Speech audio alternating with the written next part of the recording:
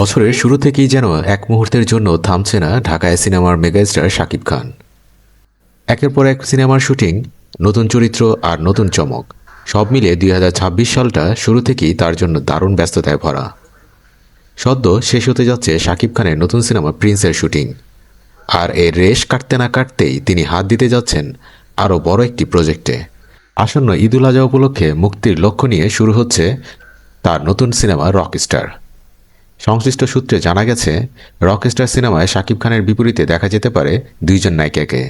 এরই মধ্যে একজন নায়িকার নাম প্রায় নিশ্চিত। তিনি হলেন মিস ইউনিভার্স বাংলাদেশ খ্যাত তানজিয়া জামান মিথিলা। এই সিনেমার মাধ্যমে প্রথমবারের মতো শাকিব খান ও মিথিলা একসঙ্গে জুটি হয়ে পর্দায় আসতে পারেন। তবে এখানেই শেষ নয় চমক। সিনেমাটির আরেক নায়িকার নাম এখনও আনুষ্ঠানিকভাবে ঘোষণা করা হয়নি। সিনেমা পাড়ায় গুঞ্জন, এই দ্বিতীয় নায়িকা হতে পারেন পাকিস্তানের জনপ্রিয় একজন অভিনেত্রী। কে সেই অভিনেত্রী, তা নিয়ে দর্শক ও ভক্তদের কৌতূহল এখন তুঙ্গে।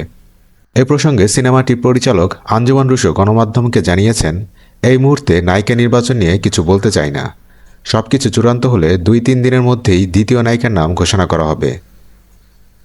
অন্যদিকে সিনেমায় যুক্ত হওয়া নিয়ে আপাতত মুখ খুলতে নারাজ তানজিয়া জামান মিথিলা।